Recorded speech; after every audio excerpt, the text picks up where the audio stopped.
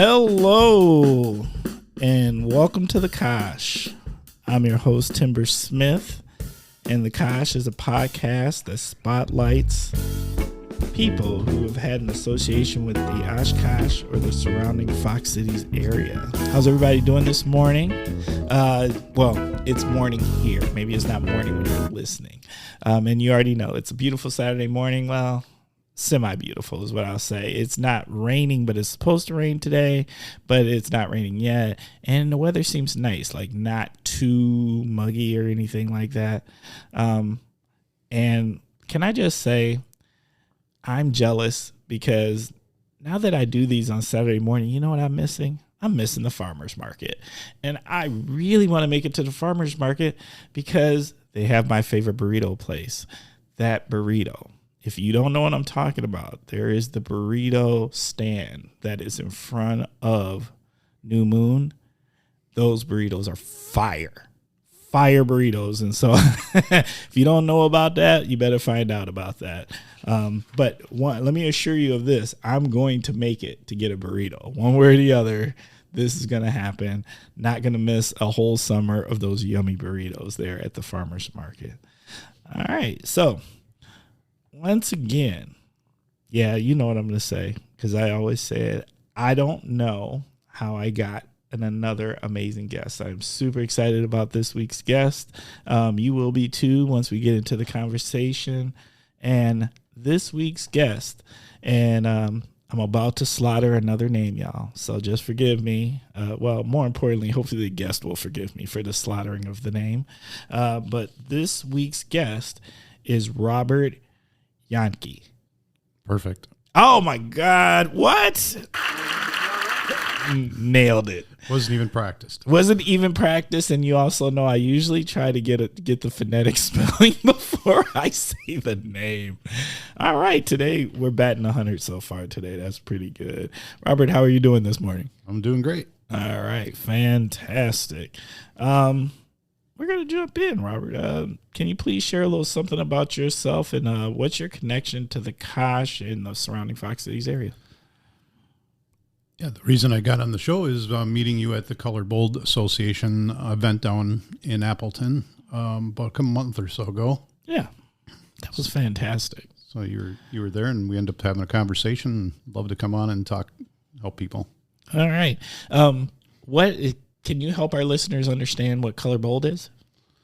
Colored Bold's association that colored people get together in an association to help others, and I'm a SCORE counselor, and we're part of the Small Business Administration, so we had a booth down there to have anybody that was looking for some help, that we mentor businesses at no cost. Yes. So what they do, and there's like 4 different nonprofits, really, really quality nonprofits that help people of color, BIPOC community.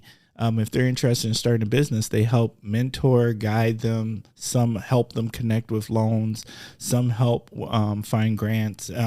It's just if you don't know, it's out there. And I happen to have connections with all 4.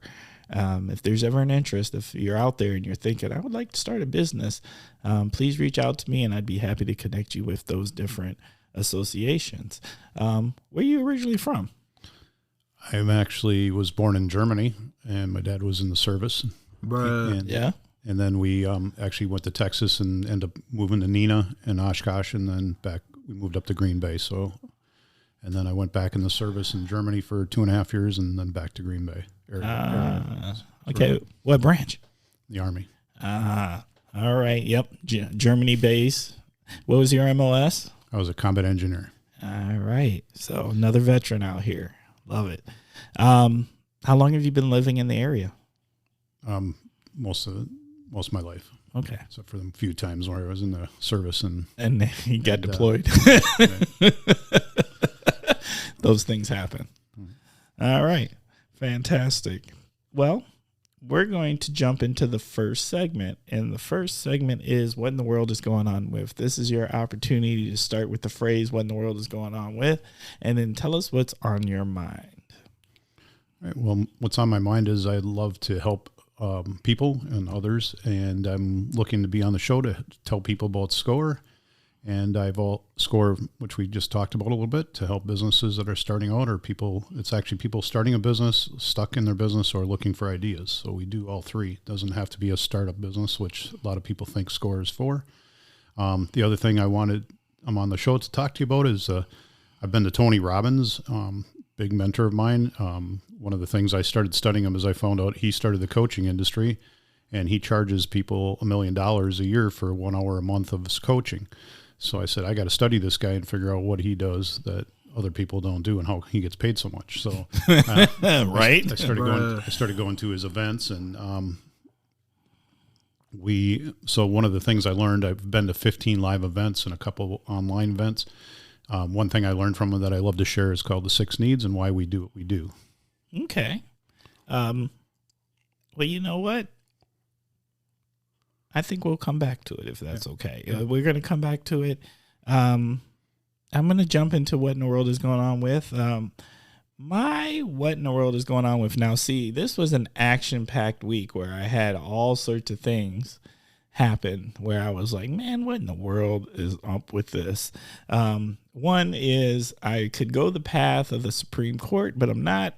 Just because we've covered it in a past episode, please go back and listen to the KOSH episode with Lakeisha Hayes. I think we do a really good job of covering the Supreme Court and the decision that has been recently made. Another thing, this morning as I was taking Bosco, the podcast dog, to the park for his morning walk, I was driving past this car. And when I drove past this car, I caught this smell. There's these 2 people in it, a young man and a young lady. It was early in the morning. I drove past the car. I'm making a left turn, and they're making basically a right turn past me. And when I drove past their car, I caught a whiff of this smell. This smell that said, hey, I might have been partying. I might have been partying a little bit. And I was like, wow, how much partying were you doing that when I drove past you, I could actually catch the smell? So that was one thing, but that's not the what in the world is going on with, even though that is a worthy topic. And maybe we'll talk about that another time. But my what in the world is going on with has to do with car mileage. So I think I shared with you, KOSH listeners, the other week, that actually was last week's episode. And I was sharing with, I met Shai Long, this amazing customer service gentleman that works for the dealership where we had to take the car to get fixed. Well, when we took the car to get fixed, we said, hey, can you give us a value for our car? You know, we were thinking maybe we might trade it in, right? And we were like, so give us a value. Well, what we found out upon getting this value of it is that if you didn't know, the motor vehicle dealers or the motor vehicle department can put, like when you buy a car, we bought the car about a year ago, we bought it used from a relative. They can put the mileage associated with your title. Well, here's what motor vehicle did for us. They added a 0. So they have our car down as having like 800,000 plus miles, which let me tell you what that does. That doesn't help you with your trade-in value very much. Bruh. At all. So it was, I was like, what? So, yeah. And now it's like, how do you even get that fixed? And I kind of wondered, because if you haven't done this lately, I went online and I put the car online, and I did like one of those online car places. I want to say Carva. I can't remember the exact name of the business, but you could put in your card. You could actually put in your VIN number, and it would tell you, you know, the value of your trade-in. Well, I did it without VIN number, and it was one number, and it was a lot more. And then I did it with the VIN number, and this number almost like it cut in half. And I was like, why? What's going on? Why would it be that much difference? When I did it without the VIN number, I had put in like all the details of the car and stuff, right? Well, now I know why, because apparently associated with the VIN number, I have like 800,000 miles associated on this car. And I'm just like, wow. So like, here's the thing. I don't plan on doing any like trading the car in, but I do feel obligated. Like I should probably go get that fixed. Like, I just think it's bad. Because what if I do decide I want to sell the car? I don't want this 800,000 miles sitting on there. And the longer I wait, the more the mileage is expanding out, right? And so I figure I should probably go get that corrected. But 1-0. Or they'll think you'll turn the wheels back or turn the numbers back. How do you do that electronically? I don't know, but maybe. And maybe they'll think that anyway. But I mean, like, seriously, I was just like, come on now. I think when somebody was punching it in, which, you know, maybe they were just having that day at work, you know, maybe I would think like 800,000 might have flashed up and said, yeah, that don't seem right? Or maybe there should be like, if they're doing it on a computer system, like the computer system should like have a red flag and it'd be like, hey, 800,000 miles is not really possible. That's probably mistake. You know what I'm saying? Mm-hmm. So that is my what in the world is going on with. So I'm going to have to go face motor vehicle department. I don't know about you, but what I will say is this. Actually, Oshkosh's motor vehicle department, I have had nothing but really good experiences with. When I used to live in Milwaukee, maybe not so much. That's a whole nother experience. Read them lines. Well, right. It's not the quality of service. It's the sheer volume of people, and that's different. So, so I'm going to have to go in there and try to get this fixed, which kind of stinks. But all right, so that's my what in the world is going on with. We will move on to the next segment. Next segment is word associations. All right, this is your opportunity. I'm going to say a word, and you tell me what comes to mind, Robert. All right? First one, food. I hear food is your medicine. Eat for your health and energy. Elaborate. Give me more.